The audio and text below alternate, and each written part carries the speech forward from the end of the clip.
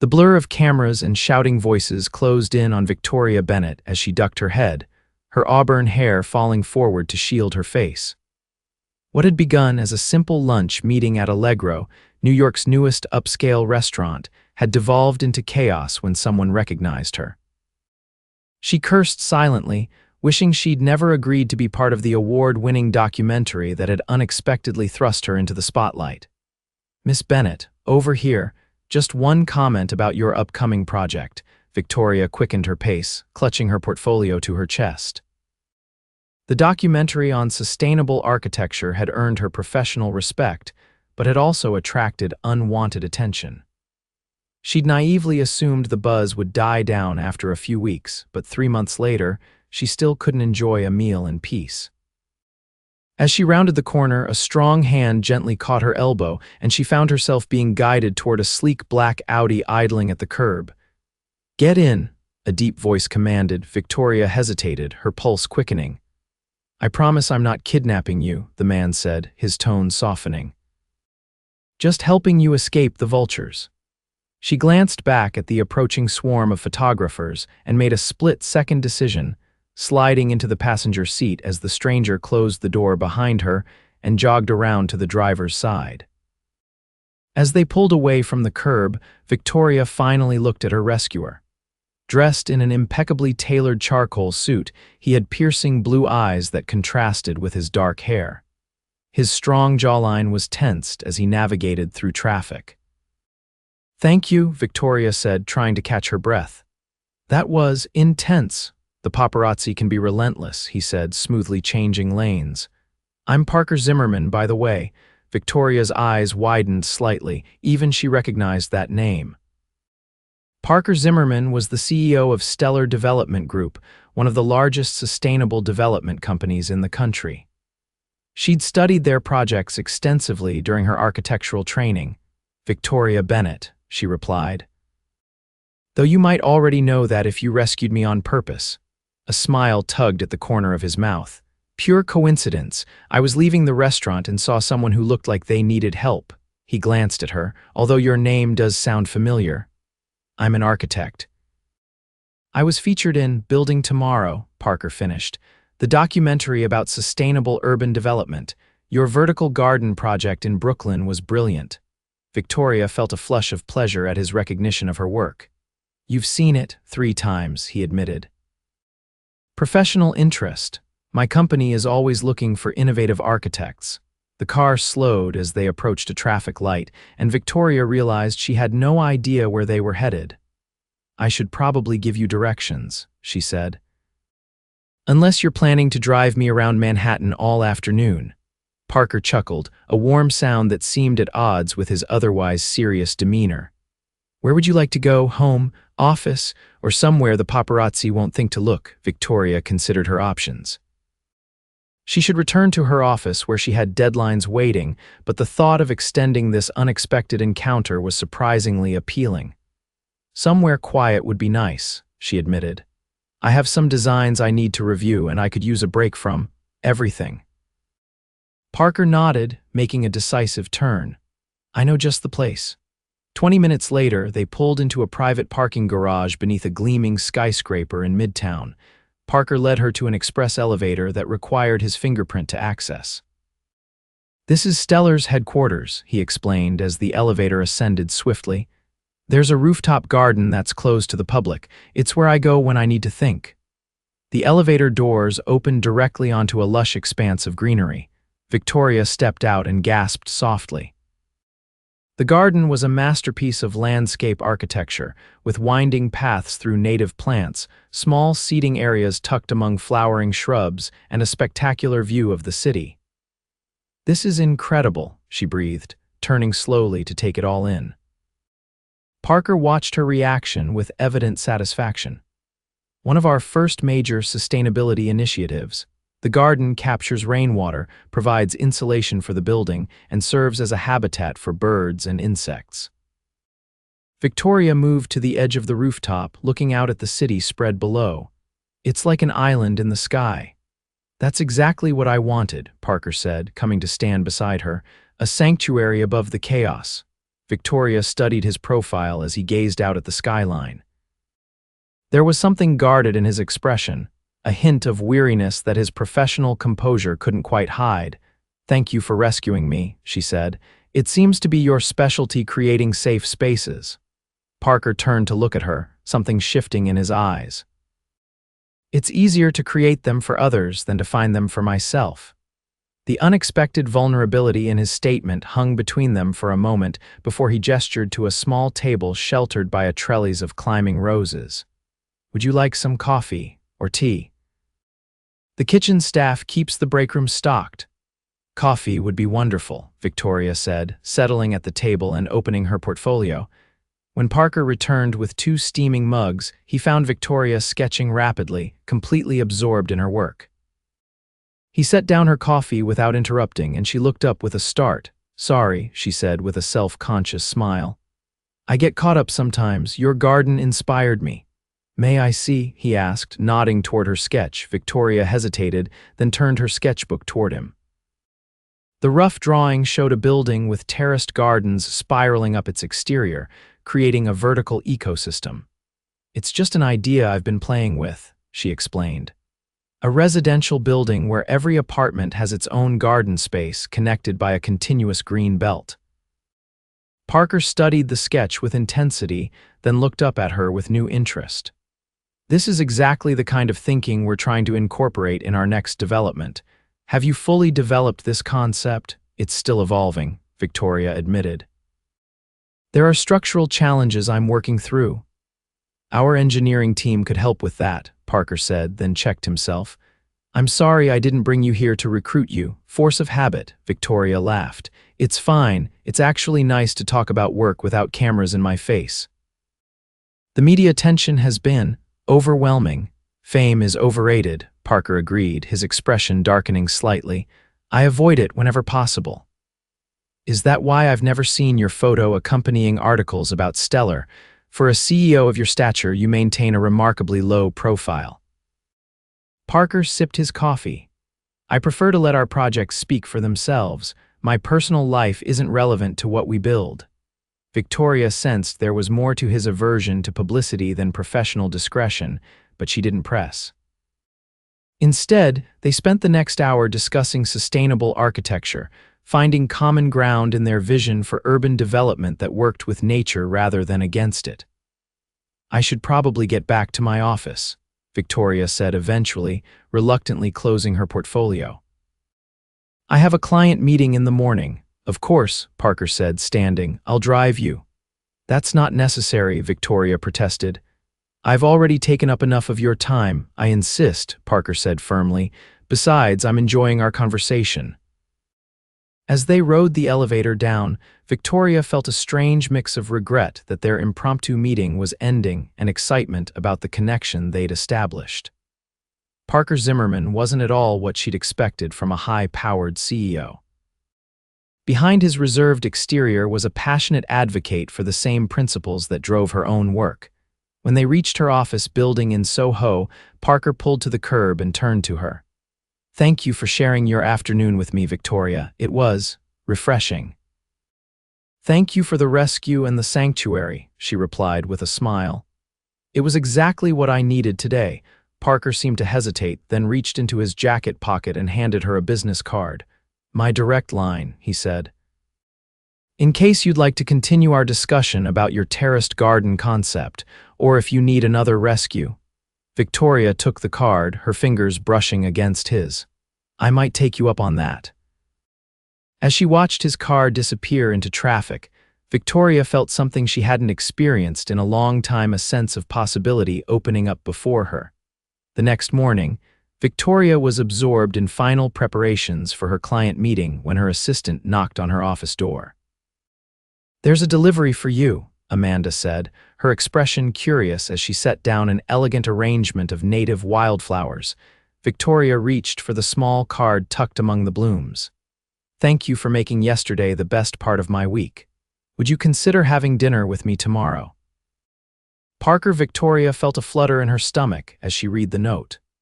She'd thought about him constantly since their meeting, replaying their conversations and wondering if their connection had been as significant to him as it had been to her. After her client meeting, Victoria called the number on Parker's card. He answered immediately. "Victoria," he said, her name carrying a warmth that made her smile. "I was hoping to hear from you. The flowers are beautiful," she said, "and yes, I'd love to have dinner with you tomorrow." "Excellent. I'll pick you up at 7. There's a small restaurant in Greenwich Village I think you'll enjoy." The restaurant turned out to be an intimate farm-to-table establishment tucked away on a quiet side street. As they were led to a corner table, Victoria noticed that the staff greeted Parker by name, but with a professional courtesy that suggested he valued his privacy even in places he frequented. Over dinner, their conversation flowed easily from professional interests to more personal topics. Victoria told Parker about growing up in rural Pennsylvania, where her architect father had instilled in her a love of design that worked in harmony with the landscape. Parker spoke of his childhood in Boston, the son of a contractor who built luxury homes and a mother who taught environmental science. They had legendary arguments about development versus conservation, he said with a fond smile. "I think Stellar's mission is my attempt to reconcile their worldviews." "And what do they think of what you've built?" Victoria asked. A shadow crossed Parker's face. "My father died before I founded the company. My mother, she's proud, I think, though she worries I work too hard. Do you?" Victoria asked softly. Parker met her gaze, his blue eyes serious. "Probably. It's been pointed out before." "By someone special," Victoria ventured, then immediately regretted her prying. "Not for a long time," Parker said after a moment. "My last serious relationship ended 3 years ago. Lydia found my work schedule incompatible with what she wanted." "I understand that challenge," Victoria admitted. "My ex-boyfriend couldn't handle that. Architecture sometimes means late nights and working weekends." Parker nodded.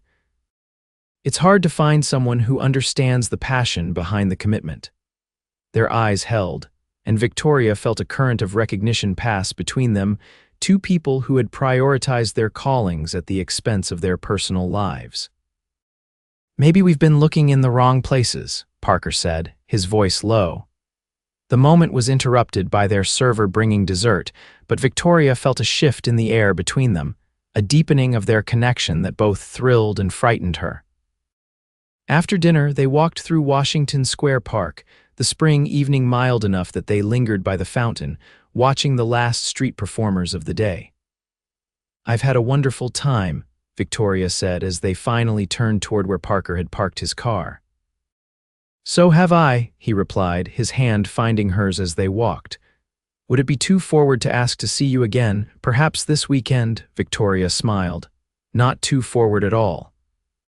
The weekend turned into a full day spent exploring Brooklyn's botanical gardens, followed by dinner at Parker's penthouse apartment overlooking Central Park. Victoria was struck by how the space reflected its owner, elegant but understated, with floor-to-ceiling bookshelves filled with volumes on architecture, urban planning, and environmental science. Over the next few weeks, they fell into a rhythm of shared evenings and weekend explorations. Parker introduced Victoria to his favorite hidden corners of the city, quiet bookstores, secluded parks and restaurants where they could enjoy each other's company without interruption. Victoria found herself increasingly drawn to Parker's quiet intensity, his unwavering commitment to his principles, and the gentle consideration he showed her. When she had a major presentation, he sent her favorite coffee to her office with an encouraging note. When he needed to work late, she sometimes brought dinner to his office, and they ate together while discussing his latest projects. One evening, as they sat on the rooftop garden where they'd first gotten to know each other, Parker seemed unusually preoccupied. "Is everything all right?" Victoria asked, setting aside her wine glass. Parker hesitated. "We're announcing a major new development next week, a mixed-use sustainable community in Queens. It's the largest project we've ever undertaken." "That's wonderful," Victoria said, sensing there was more. "I'd like you to be part of it," Parker said, turning to face her directly. Not just because we're seeing each other, but because your vision aligns perfectly with what we're trying to achieve." Victoria felt a mix of emotions: excitement at the professional opportunity, concern about mixing their personal and professional lives, and a flutter at his hesitation in defining their relationship. "I'd need to know more about the project," she said carefully. "And I'd want to be clear about my role and how we'd navigate working together while also dating," Parker supplied with a small smile. Victoria nodded. "It could get complicated." "It could," Parker agreed, "but I think we're both professionals who can separate work from our personal lives." "And Victoria," he took her hand, "what's happening between us is important to me. I wouldn't risk it for a project, no matter how significant." The sincerity in his eyes made Victoria's heart beat faster. "It's important to me too," she admitted. "More than I expected it to be when you rescued me that day." Parker's smile deepened. "Best impulse decision I ever made." The announcement of Stellar Development Group's Queen's project made headlines in the business and architectural press. What wasn't reported was that Parker had brought in Victoria's firm as consulting architects, with Victoria herself leading the residential design team. Their professional collaboration proved as successful as their personal relationship. Victoria's innovative approaches to community spaces complemented Parker's vision for integrated sustainability. They challenged each other, sometimes disagreed, but always found their way to solutions that were stronger for their combined perspectives. 6 months into their relationship, however, the careful balance they'd maintained between public and private lives was disrupted when a gossip blogger published photos of them having dinner together, speculating about the romantic connection between Nick's most eligible CEO and the star architect. Victoria was at her drafting table when Amanda rushed in with the news. "You're trending," her assistant said, holding out her phone to show Victoria the article. The photos were innocent enough, just the two of them laughing together at a restaurant, but the accompanying text implied that their professional collaboration might be based on personal favoritism. Victoria's phone rang, and she wasn't surprised to see Parker's name on the screen. "Have you seen it?" he asked without preamble. "Just now," Victoria replied. "It's not that bad, really." Parker's sigh was audible.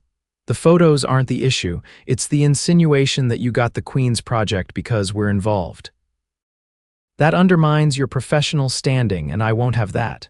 "Parker, people will always talk," Victoria said, though she appreciated his concern. "We know the truth.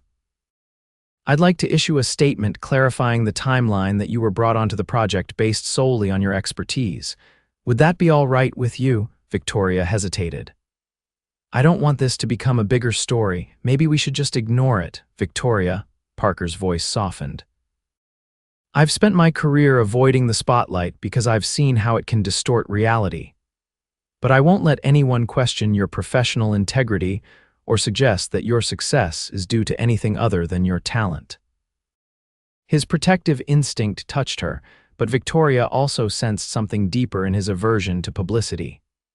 "Parker, why do you avoid the media so consistently? There's more to it than just professional discretion, isn't there?" The silence that followed told her she'd hit a nerve. "It's a longer conversation," he finally said. "One we should have in person. Can I come over tonight?" That evening, as they sat in Victoria's living room, Parker finally shared the full story.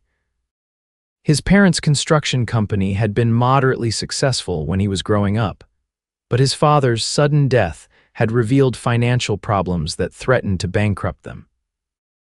Parker, just 22 and fresh out of business school, had taken over and turned the company around, attracting the attention of the business press. "They called me a wonderkind, which was ridiculous," Parker said, staring into his glass of whiskey.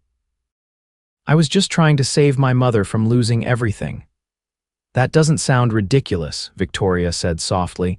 "It sounds brave." Parker shook his head. "The attention brought opportunities, but it also brought scrutiny. When I started dating Carolyn, my fiancée, at the time the tabloids became obsessed with us. They followed her to work, called her parents, published stories about her past relationships." Victoria reached for his hand as understanding dawned. "That's why you've been so private." "She couldn't handle it," Parker continued, "and I don't blame her. We postponed the wedding twice and then she gave me back the ring, said she loved me but couldn't live in a fishbowl. He looked up at Victoria, his eyes troubled. After that, I decided to keep my private life private. To focus on building Stellar into something meaningful without the distraction of publicity. And then I dragged you back into the spotlight, Victoria said, feeling a pang of guilt. Parker's expression softened. No, Victoria, you brought light back into my life. I just don't want what happened with Carolyn to happen with us. I don't want the media attention to come between us. Victoria moved closer to him on the sofa. It won't, she said firmly. I've had my own taste of unwanted attention. Remember, I understand the pressure. But Parker, we can't let fear of what might happen keep us from living our lives. Parker studied her face. When did you get so wise? I've always been wise, Victoria said with a teasing smile. You just needed to catch up. Parker laughed, pulling her into his arms. What would you think about getting away for a few days? I have a house on the coast of Maine. No neighbors, no paparazzi, just ocean and forest. That sounds perfect, Victoria said, resting her head against his chest. The Maine house turned out to be a modern masterpiece of sustainable design, nestled among pines on a rocky bluff overlooking the Atlantic. Floor-to-ceiling windows brought the outdoors in, while solar panels and a sophisticated water reclamation system made the house nearly self-sufficient. This is breathtaking, Victoria said as Parker gave her a tour.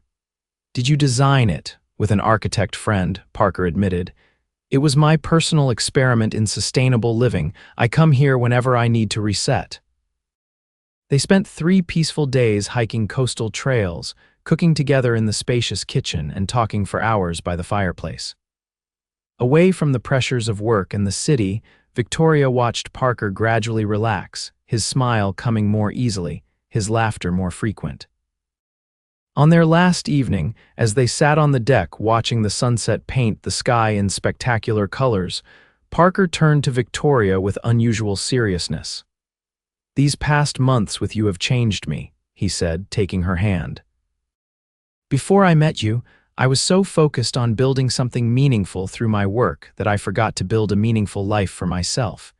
You've reminded me that there's more to life than what I create, there's how I live it, and who I share it with. Victoria felt tears prick her eyes at his words. You've changed me too, she said. I was hiding behind my work, using it as a shield against getting hurt again. You made me brave enough to let someone in. Parker brushed a strand of hair from her face, his touch gentle. I love you, Victoria. I think I've been falling in love with you since the day you got into my car. I love you too, she whispered, her heart full. And I'm not afraid of whatever comes next, photographers, gossip blogs, work challenges, as long as we face it together. Parker's kiss was tender, a promise sealed between them as the last light faded from the sky. When they returned to New York, they faced the renewed media interest with a united front. Rather than hiding their relationship, they acknowledged it simply and without fanfare, refusing to let it become a distraction from their work on the Queen's project. Over the next year, that project became a showcase for their combined vision, a community that blended innovative architecture with sustainable systems, creating spaces where people could live in harmony with nature, even in the heart of the city. On the evening of the groundbreaking ceremony, after the speeches and the ceremonial turning of earth, Parker took Victoria back to the rooftop garden where they'd first really talked. I wanted to come back to where it started, he said as they walked among the flowering plants. To remind myself how lucky I was that day, Victoria smiled, squeezing his hand. We were both lucky. Parker led her to a small reflecting pool at the center of the garden where water lilies floated on the surface. I've been thinking a lot about beginnings and foundations lately, he said. About building something that lasts. Victoria's breath caught as Parker knelt beside the pool, reaching into his pocket to withdraw a small box. Victoria Bennett, you calmed my world when it was spinning too fast. You taught me that a life built only on work is as unsustainable as a building built without considering its environment. He opened the box to reveal a ring with a solitaire diamond set in recycled gold. Will you marry me and help me build a life that's as beautiful and purposeful as the structures we create? Yes, Victoria said without hesitation, joy bubbling up inside her. 1,000 times yes. As Parker slipped the ring onto her finger and stood to kiss her, Victoria felt the rightness of their connection, two people who had found in each other not just love, but a shared vision for what life could be. Their wedding 6 months later was an intimate affair, held in the completed first phase of the Queen's Project, a community garden designed by Victoria that formed the heart of the development. Surrounded by blossoming trees and the first residents of their visionary community, they exchanged vows that honored both their personal journey and their professional partnership. 2 years after their wedding, as Victoria rocked their newborn daughter in the nursery of their Brooklyn brownstone, she reflected on the unexpected path that had led her here.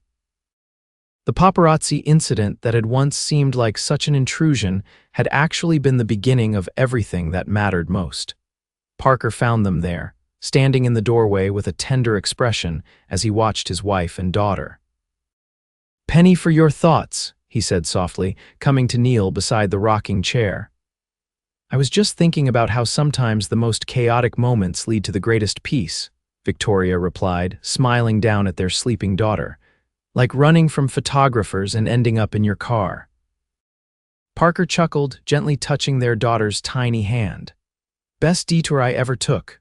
We've built something beautiful, haven't we?" Victoria said, looking from their child to the man she loved. "More beautiful than any building," Parker agreed, "and far more sustainable." As evening fell over the city outside, the little family remained in the quiet nursery, surrounded by the peace they had created together, a sanctuary built not of concrete and steel, but of love, understanding, and shared purpose. It was, Victoria thought, the most perfect design they would ever create.